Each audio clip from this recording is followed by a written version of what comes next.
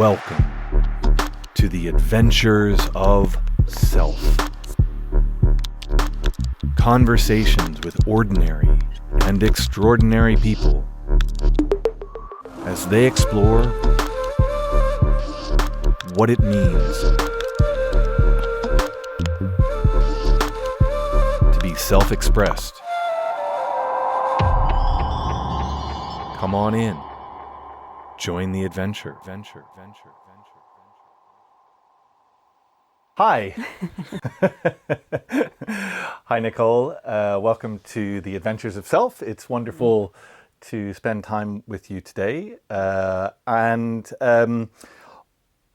think we want to have a pretty open discussion about health, really, about what it means to be healthy in this world. So let's just spend a little time talking about maybe your background and your concept of health, how you've come to it.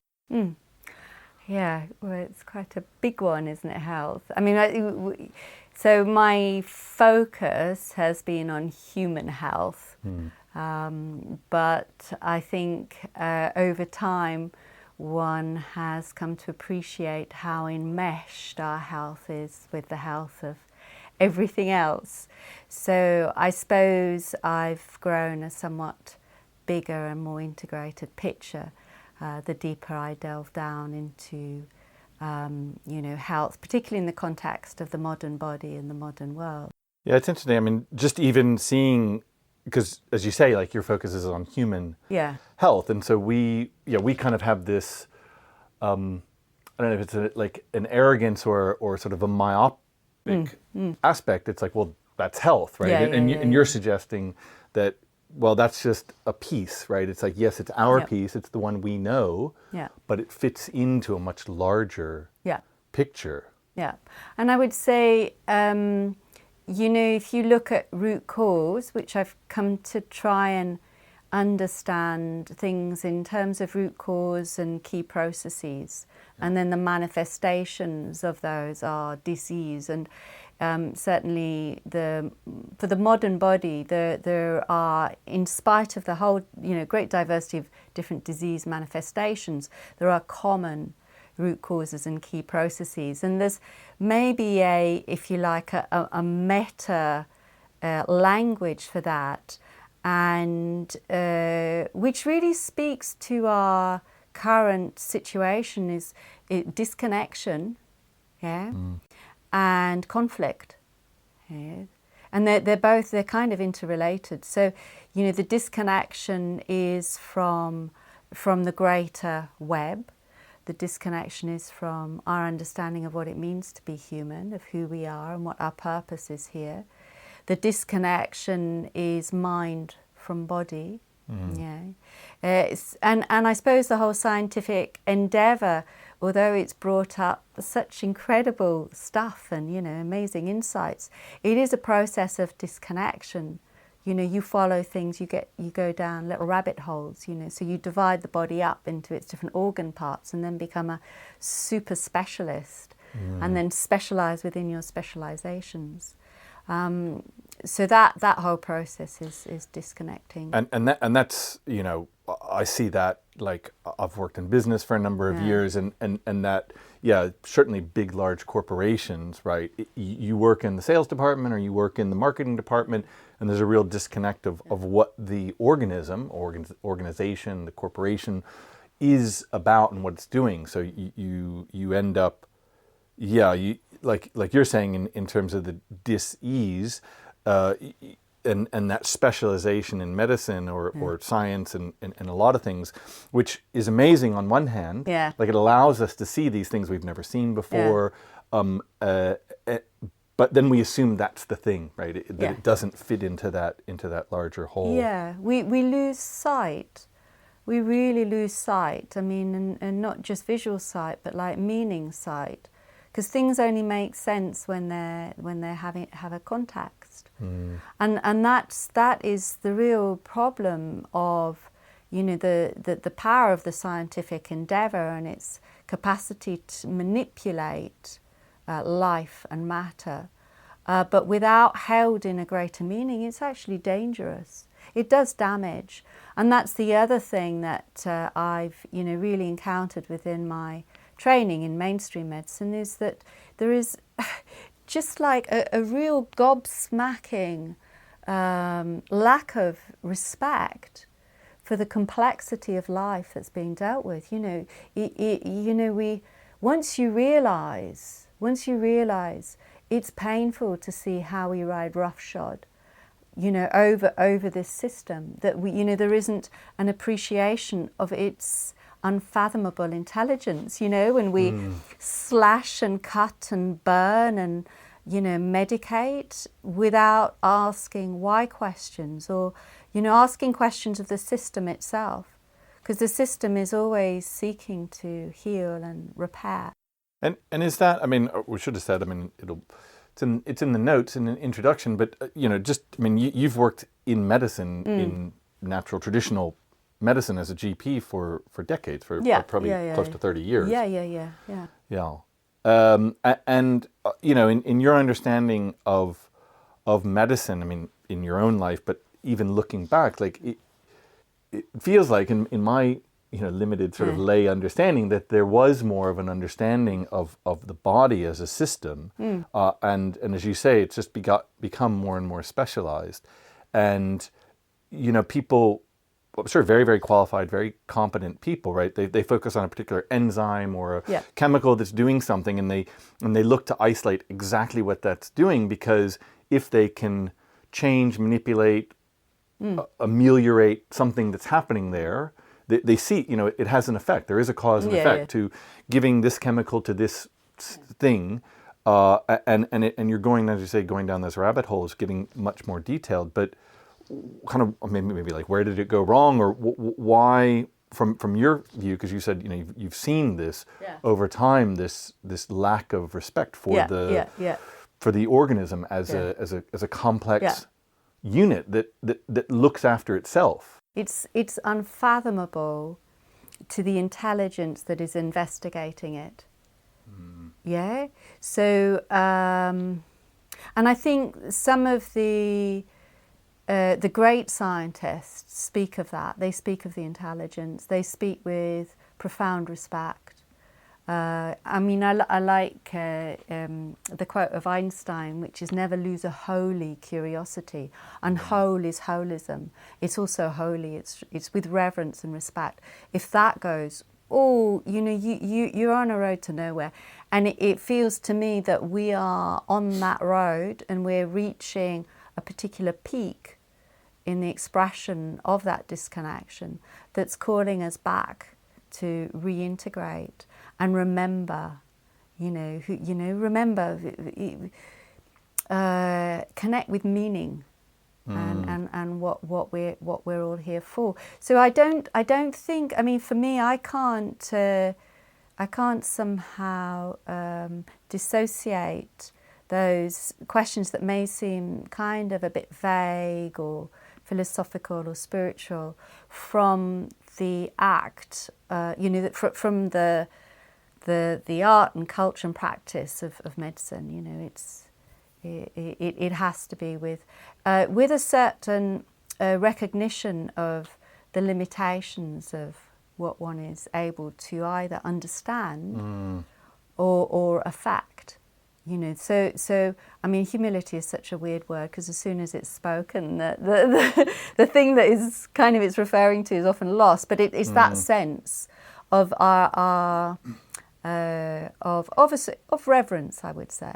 Well, interestingly, you mentioned human, right? They have the same root, human and humility. Yeah. And you mentioned Einstein. I was thinking about him as well, because here's a man who's considered one of certainly the greatest scientists of the 20th century, and a lot of quotes get bandied around by Einstein, many of which he'd never actually said, but that's okay. We're creative people. But there is this, here's a man who fundamentally changed the way we see our universe, right?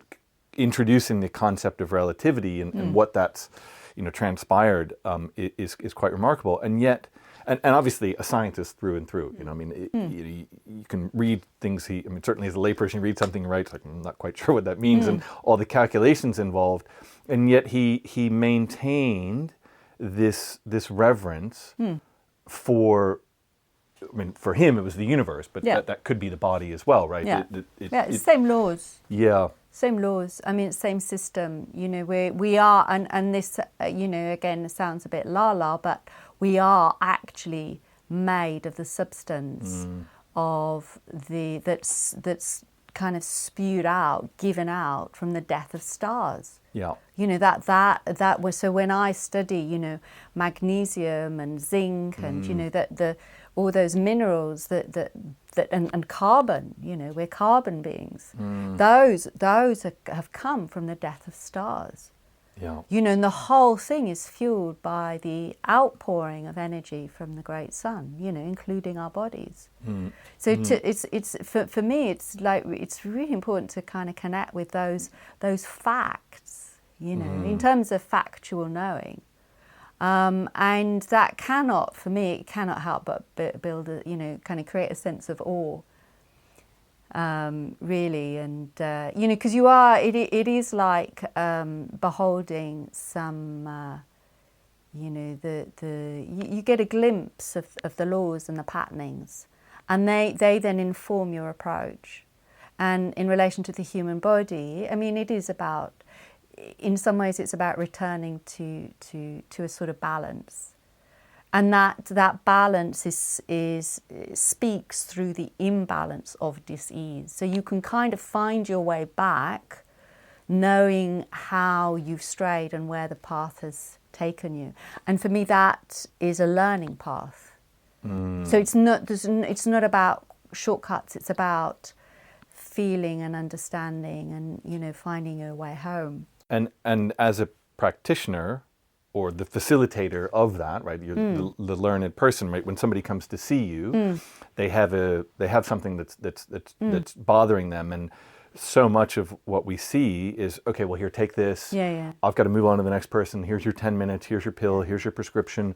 You know, go get an X-ray, or, you know, whatever it is. And sometimes that can be useful, but as you say, it's not a quick fix, and we've become so accustomed to that, that having that dialogue, you know, because as you say, it's an inquiry, it's a dialogue that you know, you have a set of skills and experiences and understandings of the mechanism, but you can never know the whole thing. No. And so then it's working with a patient or client or to work on, well, what are the causes? Where has this come from? And interesting, because you spoke about dis-ease, and we've spoken about this in the past.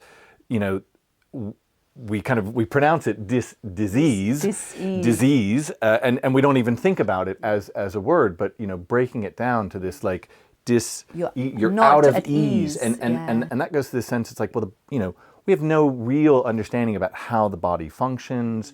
We you know, there's so many things we don't understand, and yet it just functions, right? You don't have to get up in the morning and wind your heart up, or you know, it's just there. It is. It's amazing. I mean, in a way, it's the greatest ally, because it doesn't. The mind the dear mind has been so abused, I would say, over generations. And that's a big part of the disconnect. And then when you look, I mean, you can look at your own inner dialogue in relation to your body. You know, what does that relationship speak? And it's often very harsh. We often we treat the body very harshly. Yeah, you can just listen to the inner dialogue. Yeah, you know, often it's very punishing when we look at ourselves in the mirror. Or when we are suffering from illness, you know, the anger and frustration about being limited in some way. You know, and the body is just being the body. I mean, when you look at the mechanisms, there is an intent to heal, there is an intent to rebalance. I mean, what can happen, and this does happen frequently, is that you push the system beyond a certain point, and then what you get, instead of a kind of a feedback system that helps keep the equilibrium, you push it over a certain limit, and then you get a positive feedback loop. that generates more problems. Yeah, and then that ricochets, and that can lead you down the pathway of, a disease that's more entrenched, if you like. So part of it is actually about unpicking those feedback loops, biochemical, metabolic, but also to do with how the mind works and the mind impositions. Yeah, I mean, many people have spoken about this, and there's that misattributed quote to Einstein that the brain is a wonderful servant, right? But we're kind of mastered, or we're sort of slaves to the servant.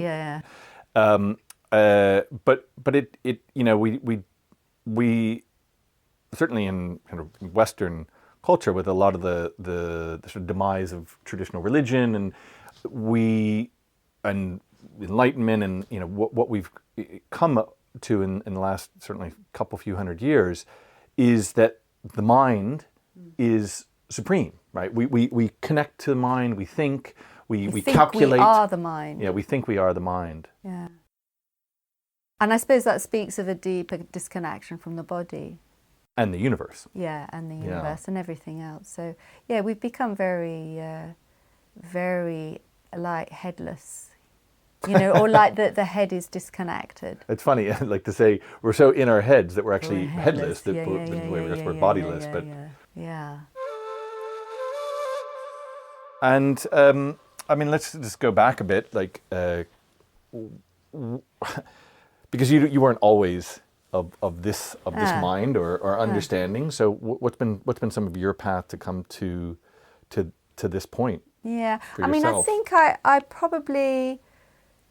You know how you kind of transition and journey through the system, through formal education and then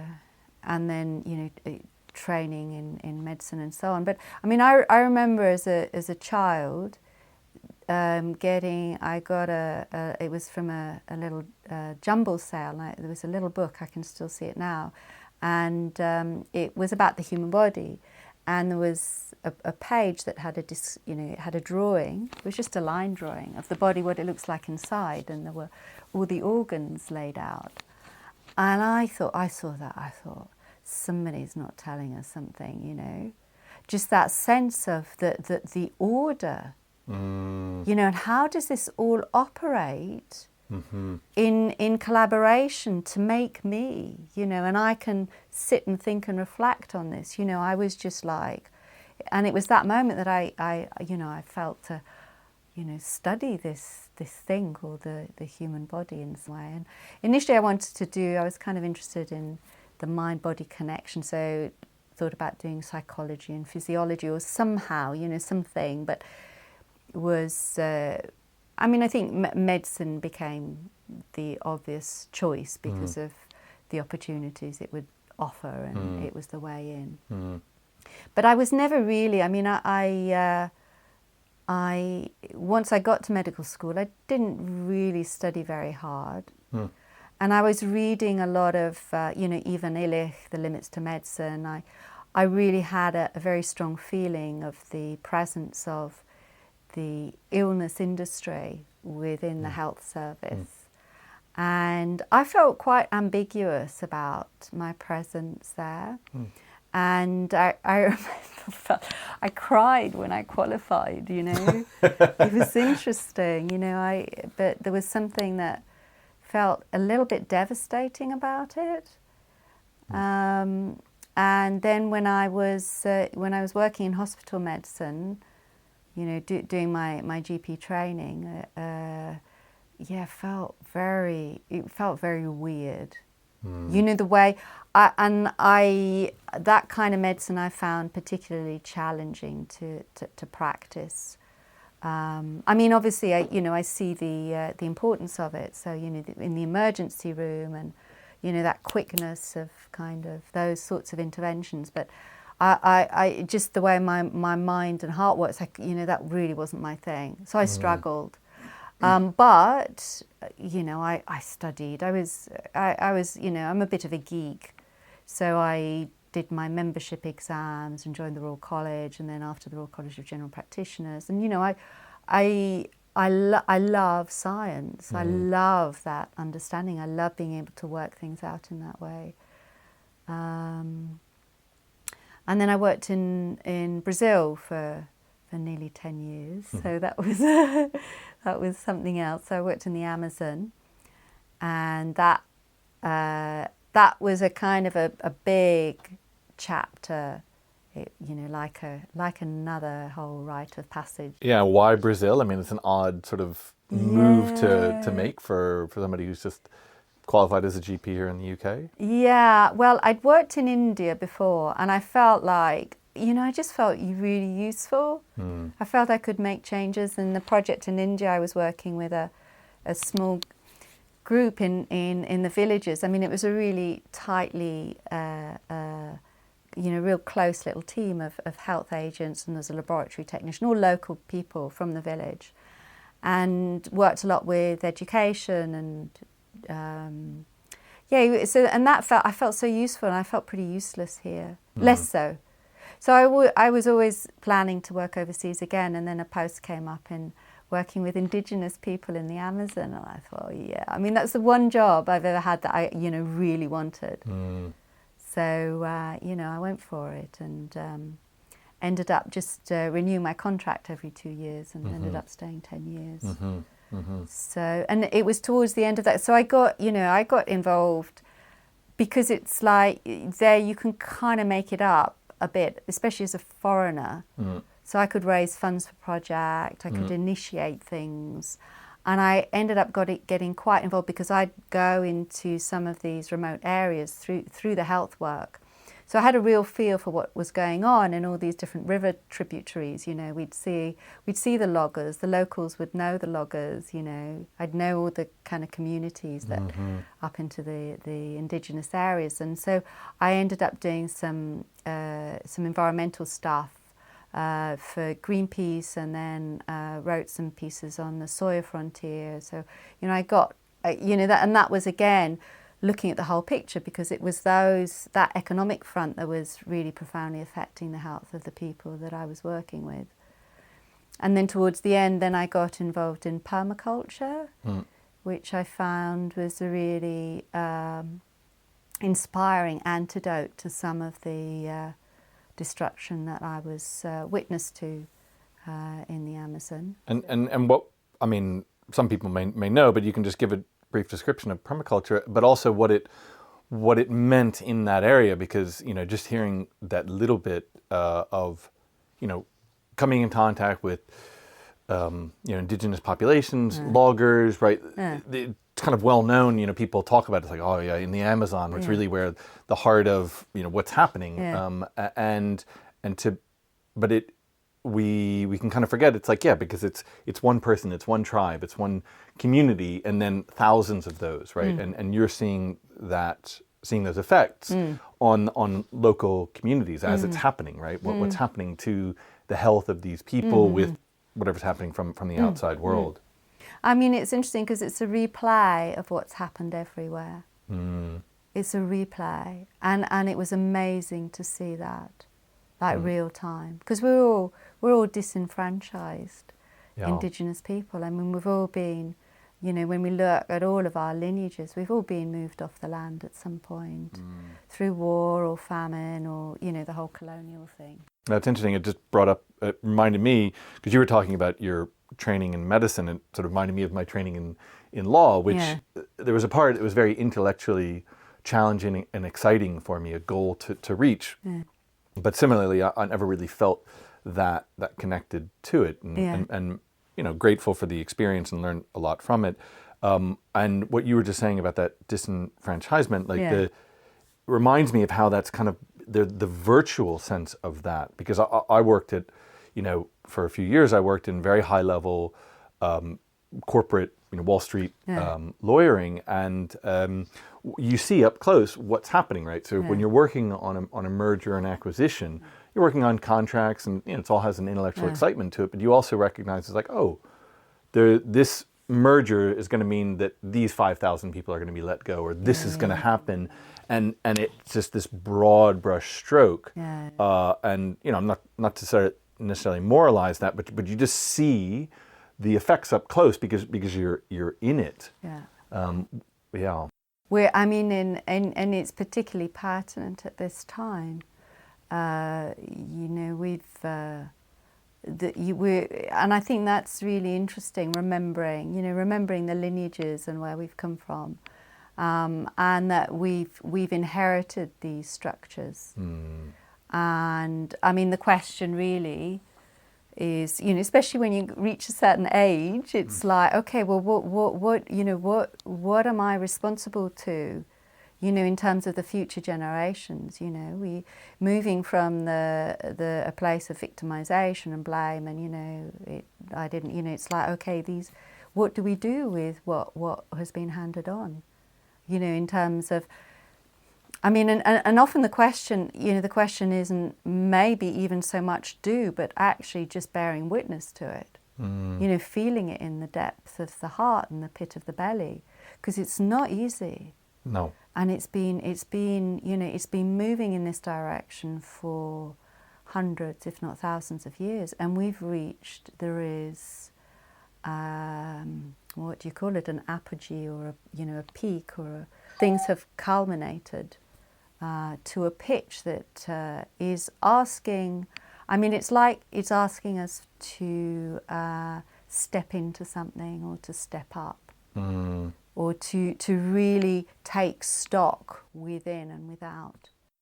Yeah, you and I have spoken about this personally, and it's like there's this opportunity, right? And yeah, we're in this point where things feel very uncertain, things feel very challenging, and it's easy to go to that victim. Yeah. Because we can feel that, well, this corporation, this government, or whomever is responsible. They've got more power, so they're the ones that are in charge. And who am I, one person, one individual, one consumer, one patient, whatever, going to do? What could I possibly do about that? And it's easy to get into, well, I'm a victim, and so we put the concern, the worry, out there, and like you're saying, rather than solving that, rather than feeling like, oh, that's my responsibility to take all that on, it's at least starting with ourselves and sitting with that. What does that mean? Not that it's not to assume responsibility for everything that's out there, but if we at least start here, which maybe goes back to the idea around our bodies, right? At least am I responsible for more or less what's happening here in this system? Yeah. I think that's absolutely critical. It's because it's all the memories in the body. When you look at sort of the whole story of the epigenetics, which is how the environment and the experiences of a body are impacted. They sculpt the genes. They will modulate the way that the genes are read, the DNA. The book of proteins of life. The book of our makeup. So, and that's handed on down generations. So if your grandmother went through periods of war or famine, it alters your stress response, as a grandchild. And so it's like we are not only handed down the structures that have been created over eons, yes, but also the bodies that have experienced that, through generations.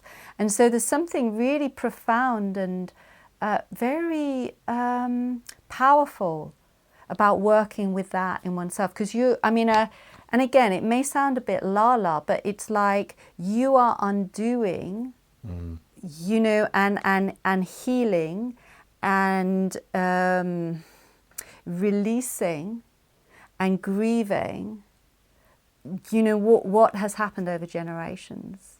Yeah? And there's something I feel that just because of the way, dis-ease works, how I've seen dis-ease work, you can't, there aren't any shortcuts. You have to walk back the path that you came, and in there are real gems of learning. But it's the problem is because there is a lot of sadness and loss and grief held in that path. We are not. I mean, we're certainly not encouraged to go there, and there are millions of distractions and excuses and avoidance strategies to go there. Yeah. So I feel that's where we need to go, because that's where the learning is and that's where the healing is.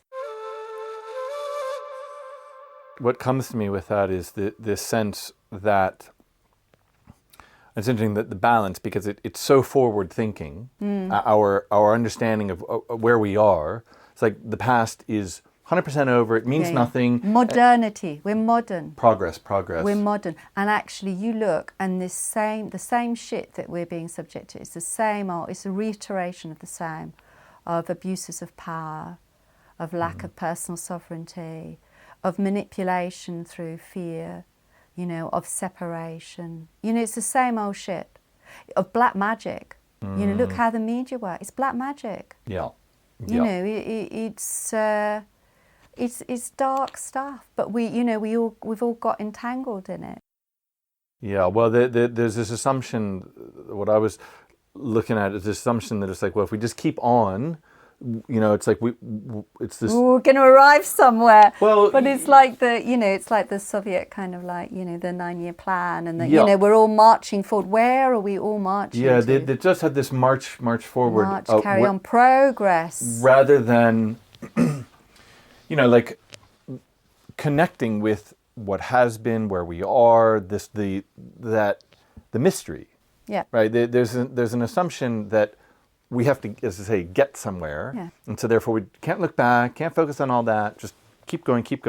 And I think what you're saying is there's that sense is a manipulation. It's a total manipulation. And the other thing is that there's this thing where we're always, if you look, in each of our journeys, but also in the whole movement, the whole society framework, the whole educational framework, the whole medical framework, we're all looking for solutions. Yeah. The solutions are the problems.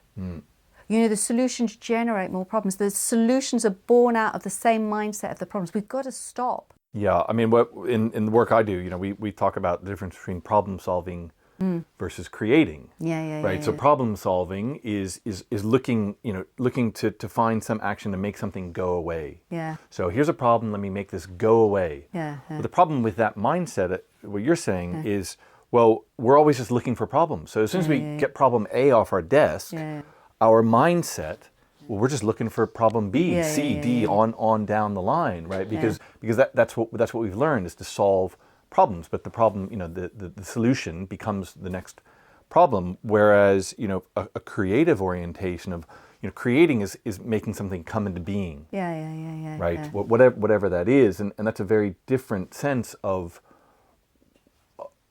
Because it goes to personal, like, well, what am I capable of? What do I choose? What do I want to create?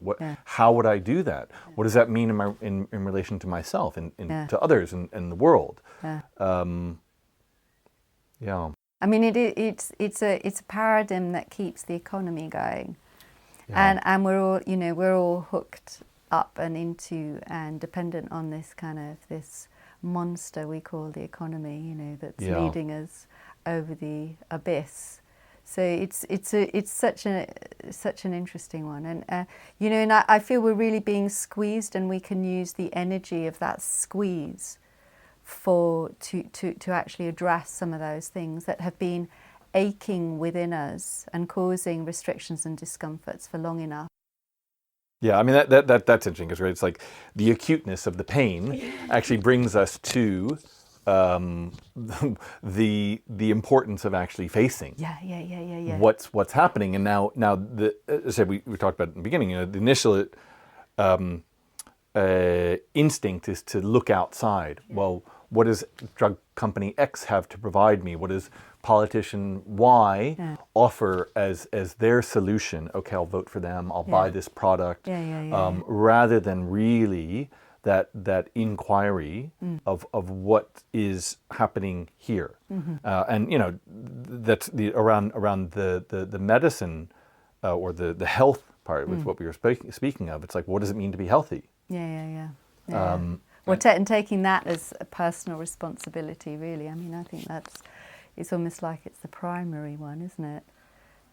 What does it mean to be healthy? And I suppose when I talk about the modern body, because the modern body is very specific. How so? It's different from the body from 500 years ago, or 1,000 years ago, or even more so 10,000 or 15,000 years ago. Okay. I mean, we've heard some of that around sort of changing from, say, hunter-gatherers to city agricultural. Yeah, that was a big shift. And so that's about 10,000 years ago. Yeah. So the whole Neolithic. And so from a body perspective, because there's certainly some people who say, well, psychologically we're no different than we were 50,000, 100,000 years ago. Yeah. But interesting you say that the body has really changed. So our modern body is radically different to what it was 100 or 500 or 1,000 years ago. Under different strains, and so it expresses differently. Okay. So I mean, there's a big, in practical and more, in terms of disease expression level, there's a big story with metabolic dysregulation. So what does that mean? So that means that we've become, the body uses different fuel sources. So it can use fats and proteins and carbohydrates as an energy source. And in the modern fare, we've become highly dependent on carbohydrates. And that's created a metabolic dysregulation. I mean, expressed in the epidemic of diabetes, but before you actually get a diagnosis of diabetes, for several decades you're insulin resistant, so your insulin's going up and up and up, and your cells are then getting a bit fed up of insulin knocking on the door, so they basically turn down the insulin receptor, so they become insulin resistance, and then the blood sugar goes up and up and up, and so you get worsening insulin resistance, and when it reaches a certain point, then you're diabetic. Yeah, and this is type 2 diabetes. This is type 2 diabetes. Yeah. And it's because for a lot of people, you wouldn't necessarily be aware. No, they may be slim, they may be fit, but they may have insulin resistance. And from my understanding, that's a real prime driver of cardiovascular disease and cerebrovascular disease, so strokes and cancer and Alzheimer's. The big ones, and that state of insulin resistance also is very inflammatory for the system. Yeah. So it switches on the inflammatory cascade. And because I know you spoke about this, that saying that pretty much all modern diseases or large diseases, I don't know, maybe I'm saying that wrong. The big ones, are due to inflammation of organs of the. Yeah, I mean, it's kind of like it's referred to sometimes as a meta-inflammation. So it's a chronic low-grade inflammatory stress. I mean, inflammation is absolutely vital to health, and we wouldn't be alive without inflammation. Because what's the function? What's the purpose? It's heat. So it's the thing that it's what your immune system. So it's if you like it's heat and conflict. So it's fiery. So within the mitochondria that generate energy, you get some oxidants being generated as well, and they're chemical communicators. You need that little bit of heat. You need heat when you're trying to get rid of bacteria. But the inflammatory cascade, normally it goes like that, yeah? Yeah, it goes up. It rises, it reaches a peak, and then it descends. Yeah. And in chronic low-grade inflammation, it's amazing, because the metaphor for what's going on in the world is just profound. We see it over and over again. So what we are experiencing are these low-grade intestine, what's it, where the unending wars. Ah, right, yeah. You don't know who started or when it started, but it's just like chronic, and that's what it's like in the body. It's chronic low-grade inflammation. Well, that gets to interesting what you say, because there's these concepts like we're on terrorism, we're on drugs. Yeah. Right, and that's, if you look at the mainstream at the moment military strategy, it is to create, a bit like Orwell described, this perpetual state of war. And that's a perpetual state of war is a perpetual state of anxiety, which would perpetual state of fear, and then you're easy to manipulate, and inflammation, and that's actually That's how the modern body is. Right. You know, also stressed and in fear, and depleted and inflamed. And there are different tap roots that feed into that inflammation. So what we were talking about, the macronutrient imbalance, so high carb fare, is one of the big currents. And, you know, I refer to it as metabolic dysregulation because it's about the fuel that's used to feed the cell and energy generation. Yeah, and you know, I mean, health and well-being, I mean, definitely has gotten a lot of attention and press over the last few decades. And I think some people, they kind of throw their hands up because when they go out to look for something, there's a million different ideas and concepts and varieties and so you start on something and then, you know, a week later they say, oh well, this is a limitation of this, and so people kind of pinball around to different things or just feel incapacitated because they don't know where to start, and so maybe that gets to a question. It's like, well, where do you start? What is a way to start to look at that for oneself, for one's own health? Well, I take in terms of, as a reference for chronic disease. So first of all, my approach is to understand the disease process, because that will tell me what needs to be rebalanced. It's a language. It's the language of the body. Disease is the body speaking. And then the second, which has been a really powerful reference for me, is the work of he was actually an American dentist called Weston Price in the 1920s. And he did some amazing work looking at, because he wanted to meet humans who had good dentition.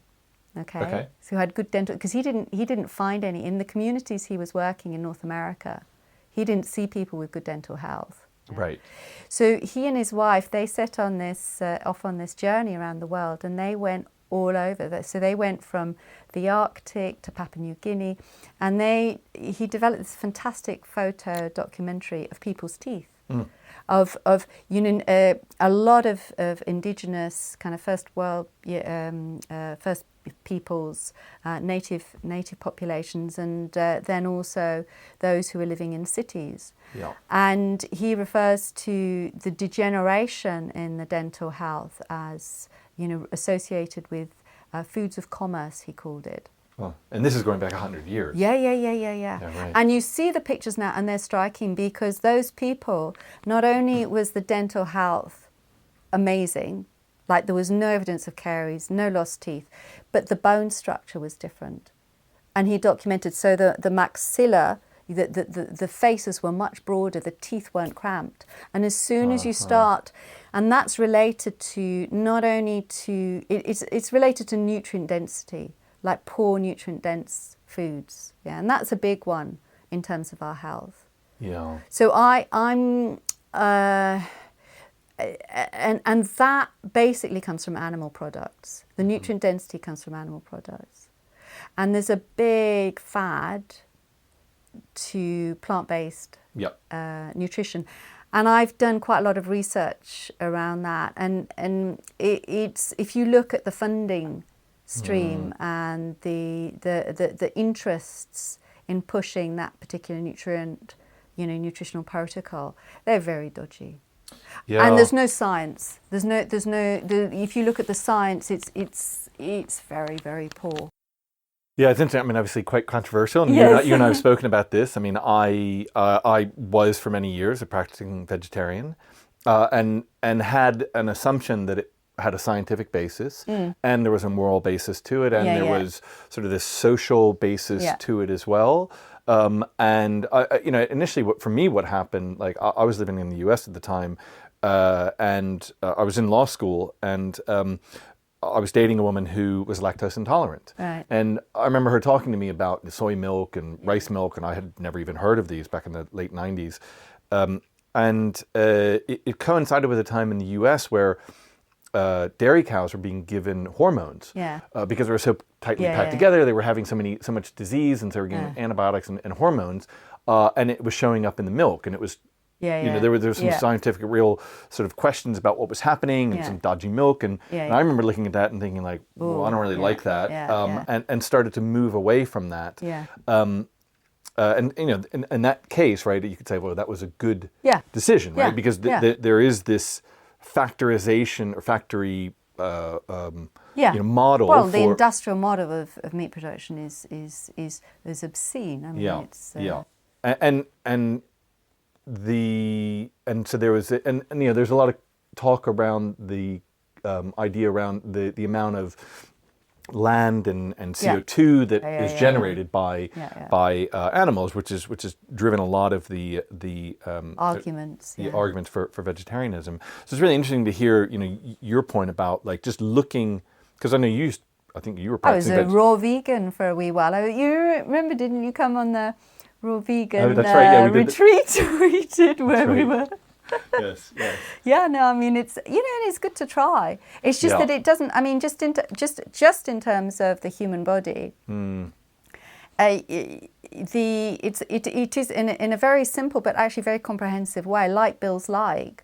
So it's like the building blocks for our protein, for our body, the proteins and the fats. If they come from animal products essentially.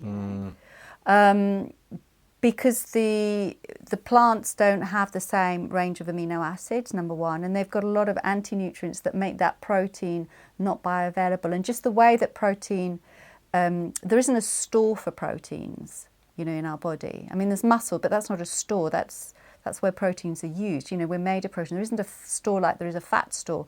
So if you don't have the right lineup of amino acids at that moment to make that protein, they all get dumped. They all get... So you need, and if you're using plants as your protein source, that can be really challenging to get the right lineup to really build body. So I would say, particularly in those situations where you're growing, so if you're pregnant or if you're a child and you're growing, you're building body, or in situations where you're depleted, so the body is inflamed, you've got a higher protein turnover, you're in recuperation, you're needing more protein to rebuild. I do recommend that you have animal products as your protein source, and then that can come in very different forms and ways. It doesn't have to be that you're eating steaks. Yeah. But that I feel that needs to be understood, because if not, you can cause harm. Yeah. And I don't see that if we are designed in this way to cause violence to the body. It can't cohere with our care for the earth. Do you know what I mean? There's something that just doesn't add up for me there. How so? So to speak So more to that? if the body requires to eat some animal protein for whatever reason, it seems, and by not doing so would harm the body or deplete the body in whatever way. No matter what the mind says in terms of its kind of ethical or moral stands in relationship to what it sort of sees out there or what it's been kind of told about, the ideologies, ideas, that for me the body, it's the body that is speaking something that's more grounded. In what is, it's just the way we were made, and there are ways to resolve the two. I mean, through the whole permaculture connection, we learnt of the work of Alan Savory, looking at grassland ecosystems, which are massively important, and the role of herders in maintenance of grassland ecosystems, which are absolutely critical for climate change, and how herbivores and the animal realm are key to building soil, absolutely key to building soil. And when well managed in integrated systems, a part and parcel. And I was really stunned to learn how much land is still on the earth is managed by traditional herders. Yeah, certainly when I've been to Africa, southern Sub-Saharan Africa, I mean, you see that, right? It's just like the amount of herders, and the grasslands, like in Botswana and other places. And it's an intricate part of the ecosystem. So I really question the dogma that issues from these pronouncements about what a healthy diet looks like, especially when you look behind at who is invested in that particular dogma. That's the thing that I think we really need to do our research. It's interesting. I mean, as you were speaking, I was thinking that, because we were saying, well, the industrialization of, say, meat or dairy or whatever has its problems, right? Any industrialization, exactly. Any industrialization of animals, of plants, of people, is life degenerating. It's life degenerating, and it's seeing everything as part of a whole. It's integrated: animals, plants, soil, everything, and humans. It's reintegrating the systems. And not being, just like being, because there's another big thread, and this is how the system, that with the big financial interests and agribusiness and everything else plays on is through virtue signalling. Make us feel virtuous. About, self-righteousness. That's a big one, especially at the moment, and how we're pulled in and played through our desire to be right, self-righteous, and be one of the chosen people, for whatever reason. That's another big one that is very, again, it's a useful one to use and to check in oneself around that big theme, because we're really pulled on that. The social media world we live in amplifies that. I think we had it anyway, but we might sort of do that, well, whether it's conscious or not, virtuous signaling, but it was with a relatively small group, so it was our friends. And I remember having conversations as a vegetarian or even as a meat eater with vegetarians, and if it's a friend of yours, well, it's at some point you're kind of still in this, okay, well, this is Nicole, I disagree with what she has to say, but we are friends. And once people have spoken about this, once you put it on Twitter, well, there's, person XYZ123, so I don't know who they are, I can just spew vitriol at them and do that on a much bigger platform. It's also used by, it's used by industry. It's used by industry. It's a massive marketing tool.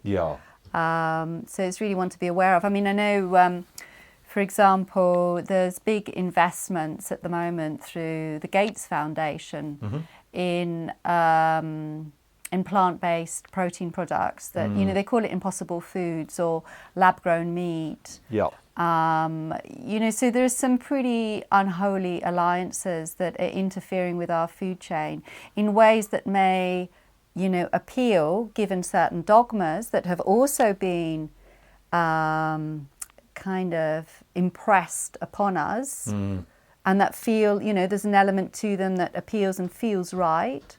But we've got to look what's behind it, and that's a big one that's coming. The whole onslaught on livestock and domesticated animals, and no matter.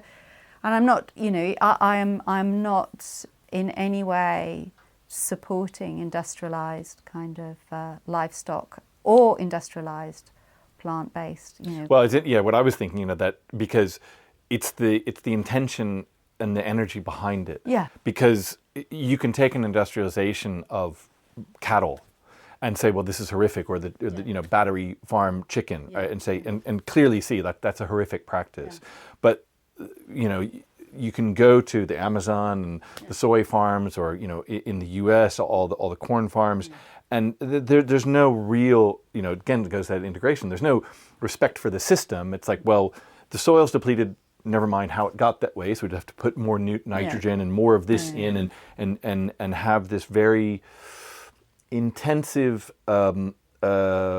manipulation of that system to make it work, efficiently, whatever that means, right? I mean, the efficiency is very short-term based about profit and time. Monocrops and monocrops. Yeah, and monocrops. It goes back to the permaculture sense of like, well, there's a system. Yeah. The system wants to work. You go out into nature, to a forest or to a grassland, and it does what it does. The grassland isn't seeking to become the forest. Now, maybe over thousands of years it becomes that, but it's not seeking to make that abrupt change, because it's just doing what it's doing. You stand as a student to the intelligence of the system. Yeah. And you let that guide you with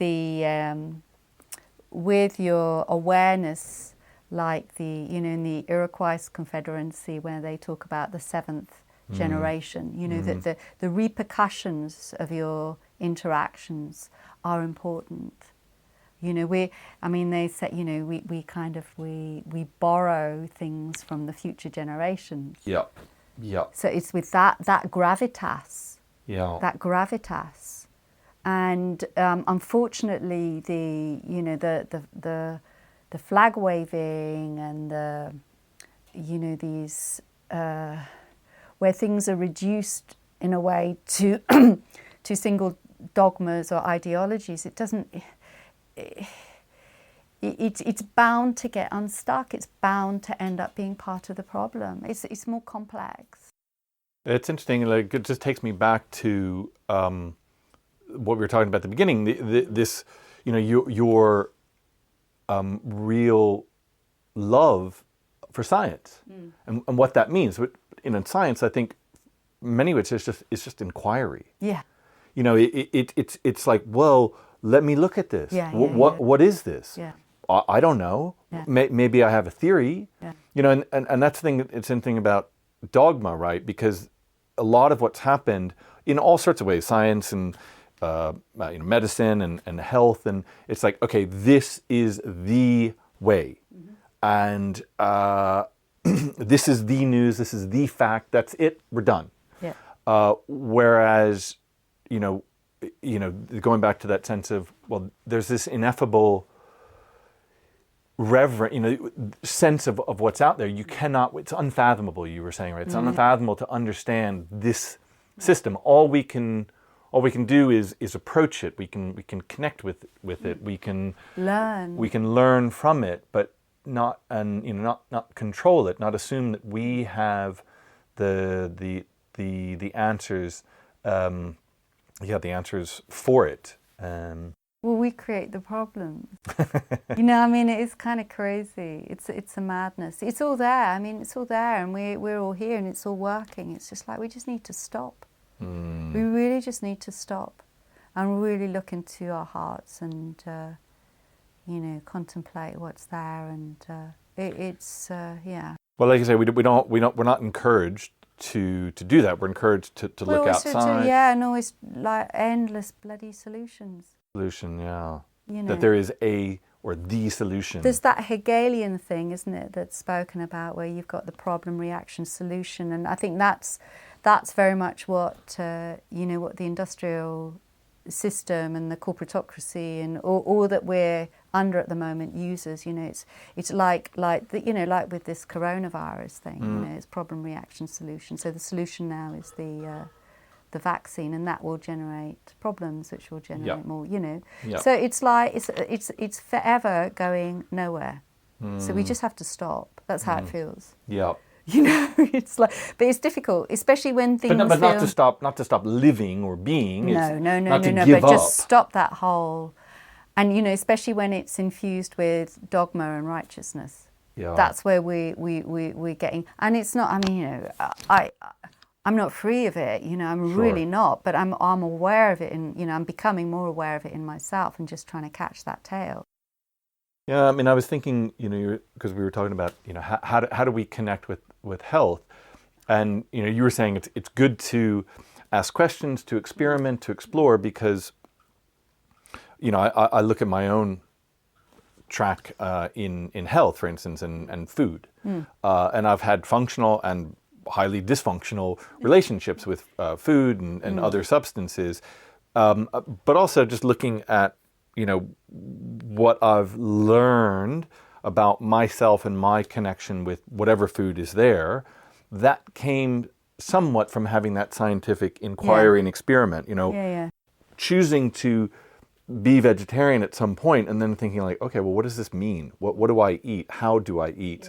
And, a lot of people who become vegetarians quickly, they just become pasta eaters, for instance, because that's what you can do.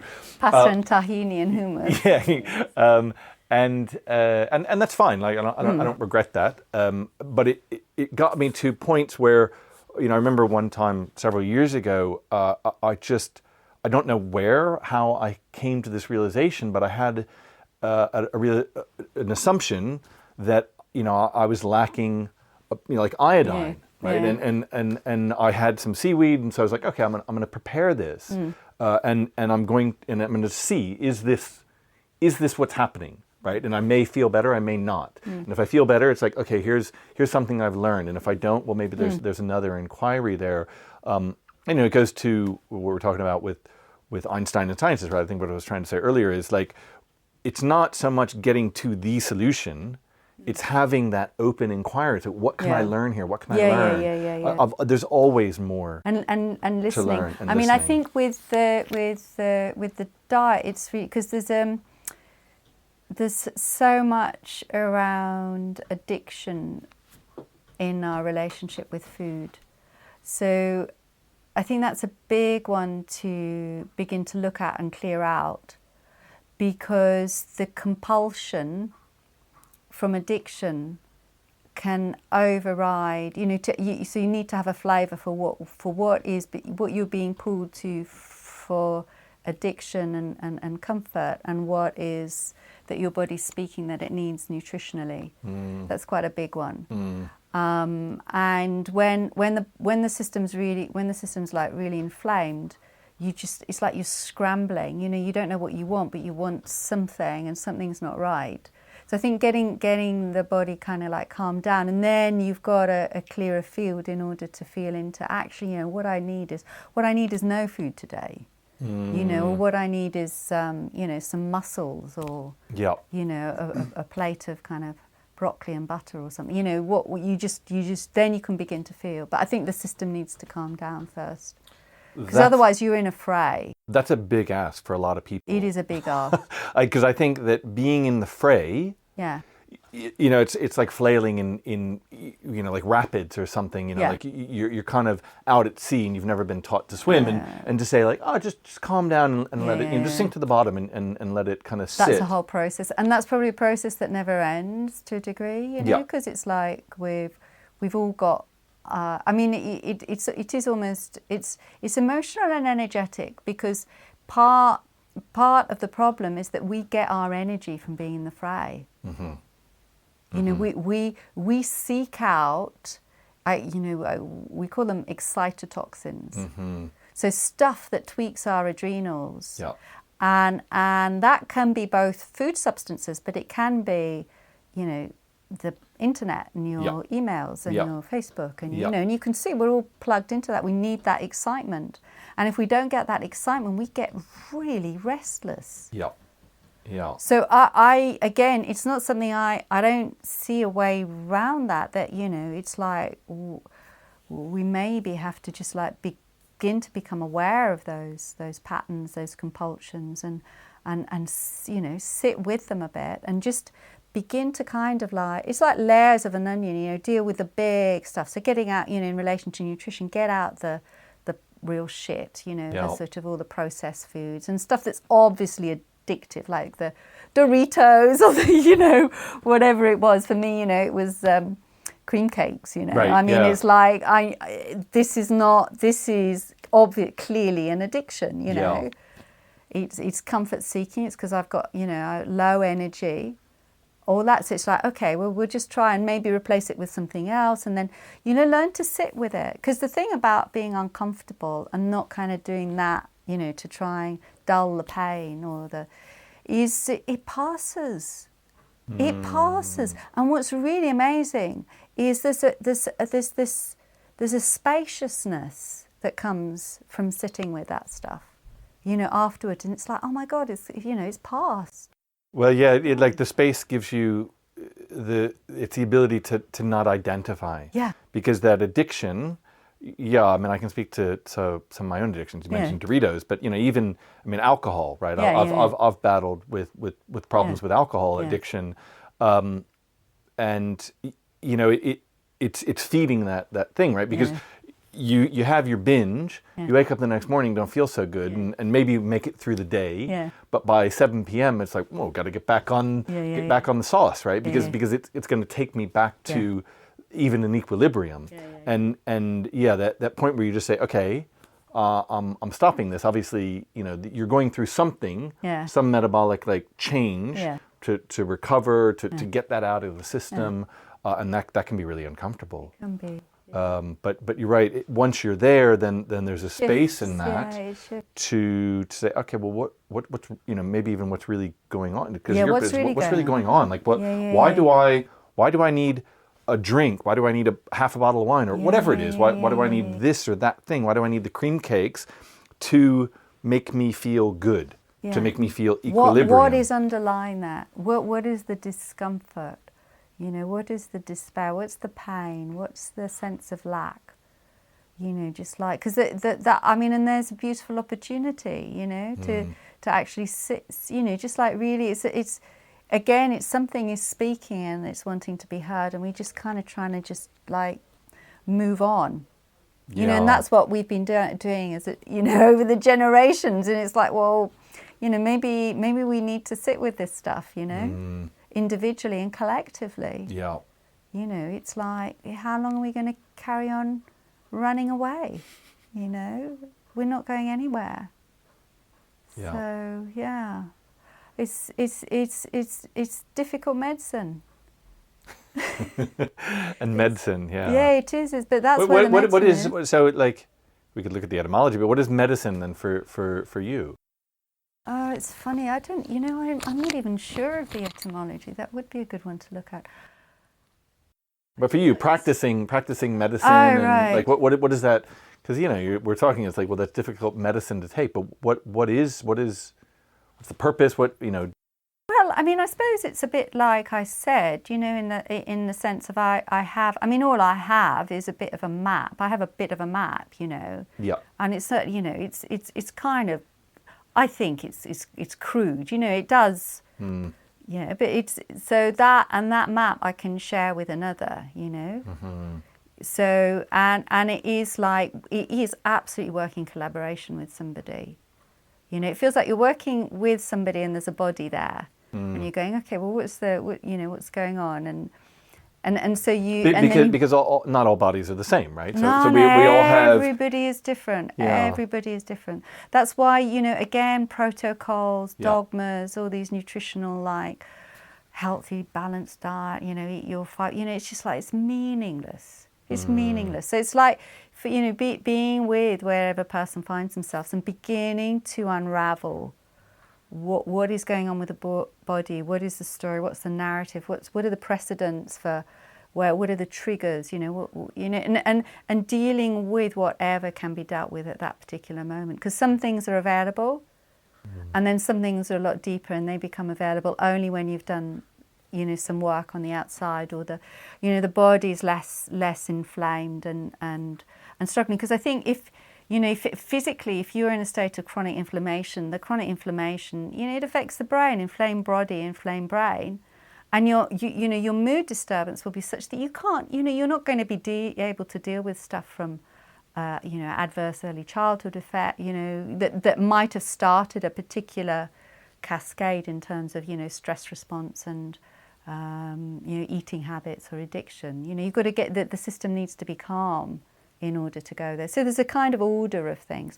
But that order usually is apparent in the exchange. And that comes from somebody coming to you because they recognize that you have that map and they're looking for some assistance. Yeah. Because it's very hard to kind of, you know, I know a lot of people, they put like sugar taxes in these things to try to sort of almost penalize the person. Yeah. for their choices, right? But you're saying often that they're not even in, there's not awareness, and in many ways it's like we're all just self-medicating, I think it's really being totally not judgmental. There's no room, there's no space, there's no function for judgment in that sense. From my own experience, like it's in having that that openness to dialogue, right? So I've spoken to you a lot about this and my own experimentation to recognize, well, I don't have all the answers, but it's about looking into that, inquiring to that. I'm not interested in or expecting to get to the final destination. It's like, okay, I'm on Health Island now, and I'm good to go, and I've got everything sorted. I've experimented with different plants or meats or whatever that I like or don't like, and I can see how that's impacting me. But I think you're right. It does come from. I mean, that's been decades for me. To look at, but also, I think it's as much about having a dialogue like this, right? And hopefully this goes to people who start to have their own dialogues, or because it's there's this. It's not about having the solution, but about. I mean, there are some big themes. Yeah. There are some big themes, I would say, which are just like like these big high roads or on the map. So there are clear things that cause inflammatory stress. Yeah, and they're kind of like, so for me, high carbs. All the processed foods, all the junk foods, they're all nasty. We kind of know that, but we still give ourselves know that, but and then you look at the justifications, and I mean even the stuff that's kind of healthy or organic, those crisps. I mean all the popped stuff. I mean you've got to be careful about how things are being sold to you. Yeah. So that the junk food and then the high carbs. Yeah. And the grains. The grains. I mean some people can tolerate. But especially the wheat, it's been pretty messed with, and it's very irritant to the gut lining. It causes low-grade leaky gut. It's got lots of problems. Yeah, and to your point, we were talking about the body, but I mean, wheat has changed dramatically. It's not non-recognizable. I mean, it's been tortured. Yeah, it's been tortured. So that's problematic. Obviously, the pesticides that come along with all that. And then the other big one is the polyunsaturated vegetable oils. So all the vegetable oils, the seed oils, the rapeseed, the sunflower, those are also very problematic. Why is that? Because they're inflammatory. So the ratio of omega-3 to omega-6 is one aspect of that. Mm-hmm. So the seeds oils tend to be much higher in omega-6. So we should have a ratio of about 3 to 1, 6 to 3. And sorry, 3 omega-6 to 1 omega-3. Right. I mean, or 1 to 1. I mean, it depends. Yeah. But it's for a lot of people, it's 20 to 1 or 30 to 1. So right. that pushes more the inflammatory cascade. But too much of either isn't great, because they can both be very easily oxidized. So what you need is more saturated fats that don't oxidize. Yeah. Those are the good fats. Yeah. And that's exactly the opposite of what we've been told. Yeah. So that's a bit mind-boggling. Yeah. And I mean, we could go a long way down this, but it is interesting, right, that there are these things that we have been told. I grew up with an assumption that saturated fats are bad. Yeah. Because they cause cholesterol. Yeah. So the eggs, the butters, stay away from them. Really bad for you. Go for the. It's all the Ansel Keys story, isn't it? I mean, it's one that you can look into, but I mean, it's one of the biggest kind of nutritional. I don't know whether I call it a scam, but certainly it took us off on the wrong track massively. And do you think part of that? I mean, not to go, because you can get into the scam aspect, but is it also an aspect of? Is there an aspect of it, like we were talking about earlier, where people get so specialized about something because you can isolate one thing and say, "Oh, okay, this is causing a problem," and there are lots of reasons. Yeah. I mean, there are many reasons, aren't there, for all these things. Yeah. But, it still holds its fray. So even if you look at NICE guidelines for heart disease, they recommend polyunsaturated fatty acids, which are actually not good for heart disease. You know, if you look in a plaque, in an arterial plaque, it's chocker full of the oxidized breakdown products of polyunsaturated fats, omega-6 fats. Right.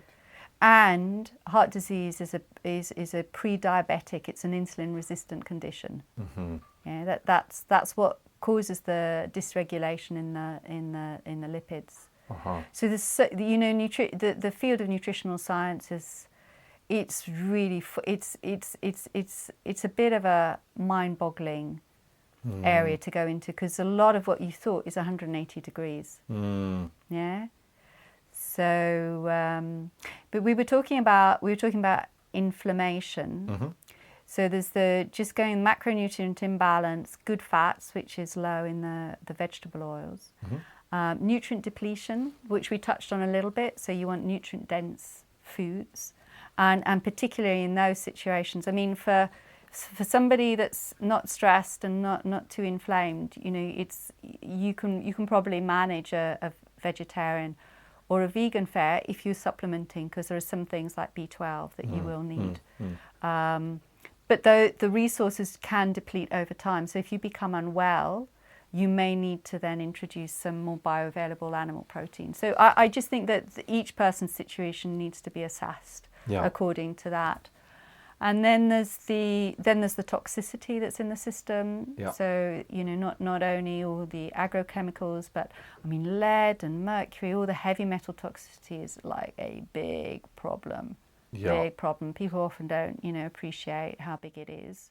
Yeah, I've been talked about a lot, like in the fish industry, because they tend to really concentrate in, well, they're prevalent in all the small fish, and so the bigger fish eat the small fish and have and build up that. Yeah, so small fish. I mean, things like, and that's ecologically that kind of makes sense. So whitebait, fantastic, and it's cheap, and you know, your handful of whitebait once a week, you know, that'll do your omega 3s and 6s that you need. And you're eating the whole head, you know. So you want whole, or sardines with the whole head. You crunch through the whole head. Yeah. I mean, and those are the bits that the indigenous people would have valued.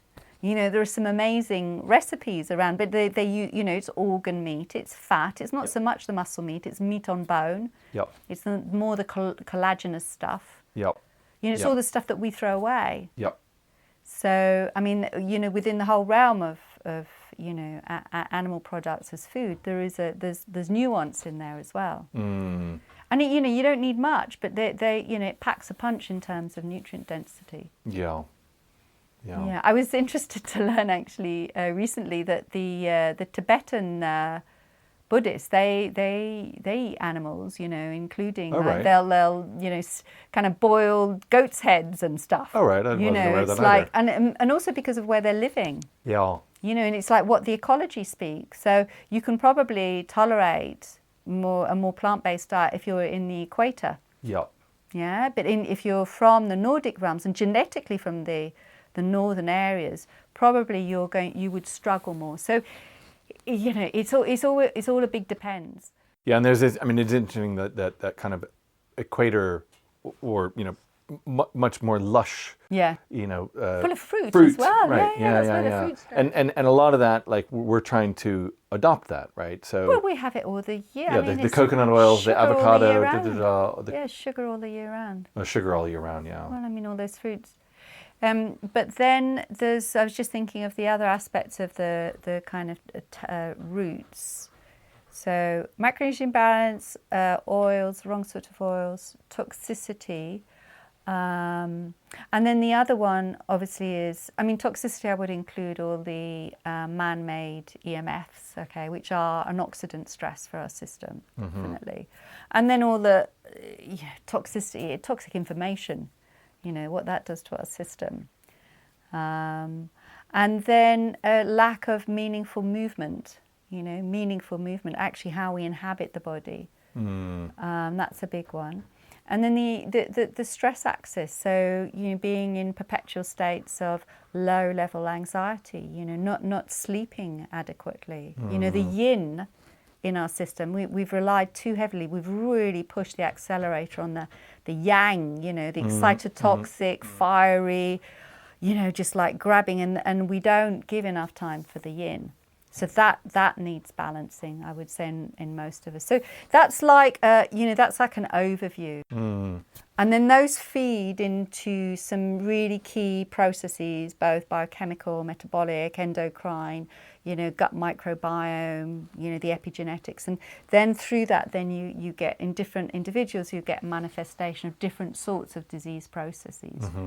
So that's kind of like the map. But then each presents an individual configuration of those issues to be kind of like unveiled, Yeah, you can lay the map over, but then you've got to work with what there is. So the map is not You've got the territory. The map in the background.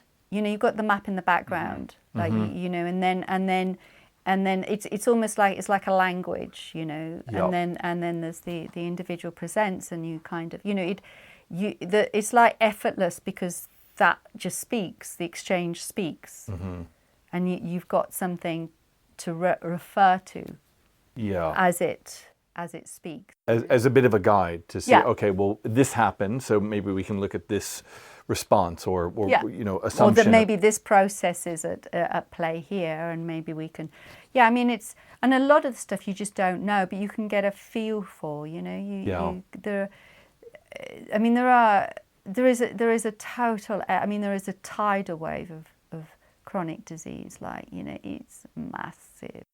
And I think, as we sort of like wind down, I just was thinking like that, for people listening, right? Because not that you haven't provided a magic bullet solution. No. And I think it's as much to encourage people to have their own journey, their own experimentation, totally, right? Totally. And to sit with, it's like really sitting with what is, where they are in a particular situation. And it goes back to that sense about being responsible. Yeah. To assume, well, I'm at least responsible for this system that I inhabit. More or less, right? I mean, there may be things happening out there. Well, there are things that you can affect, and actually really working on those. Starting from that, right? You start from that awareness, and then okay, what can I change, impact, affect that's in line with what I want. Yeah, I mean, the wanting can also lead us into some funny places, and I would definitely emphasize the listening and the watching of one's attachments, because that's where we can get caught in particular, ideas, ideologies, dogmas. It's like we're just really watching if one gets particularly attached to certain things. Without, it's like you follow it, and then but always come back and feel into it. I think, and that goes to your sense of like that, the importance of the yin. Because that yin is receiving, it's open, it doesn't have that, it's listening energy. Yeah, it's listening, inquiry energy. Yeah, we're all too, and it gets back to the thing we were talking earlier about, perpetual doing, perpetual solutions, perpetual action, and actually, just allowing ourselves to be a bit, and actually feel, because stuff arises when you're still. Well, and like the body is self-regulating. Yeah. The body is this unfathomable, self-regulating mechanism that does everything we need to do. It digests, it breathes, it pumps blood, it does gets the organs doing all these amazing things that they do without us having to kind of like sit down and be like, oh, I've got to plan out what my pancreas is going to do tomorrow. Really get that on the agenda and make sure I clear the kidney regulation or whatever. It just happens, right? And so I think that inquiry gets to that point. It's like, well, to let that system be efficient and do what it's going to do, and kind of get out of our own way. Get out of the way. Yeah, that's a big one. That's a big one. The ego doesn't like that very much. No. Yeah. Cool. Well, I think on that we can probably great. Call it a day. I really thank you for coming down, or me coming to you today. Allowing us time, and I think there's so much more we could look to explore. So I would love to have you back on. Great, thank you so much. It's been a real pleasure. Thank you. Thanks for listening. If you like what you heard, go on, be adventurous. Click the subscribe button. And join us next week for a new adventure. Until then,